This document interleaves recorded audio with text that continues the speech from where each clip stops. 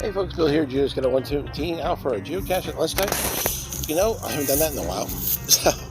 But I found an interesting micro here near my doctor's appointment. It's a little different.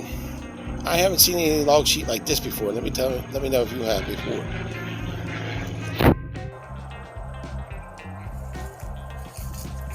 I mean, crazy here. Just a little golden bison, which actually did elude me a little bit. But here's what was inside that makes it interesting to me. Not to mention this really cool old tree that's here for its namesake.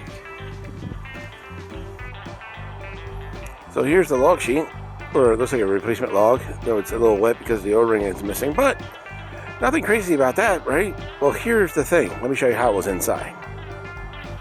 So here it is, just a piece of plastic. It curls around the log, makes it so easy to put in. Check it out. Look at that.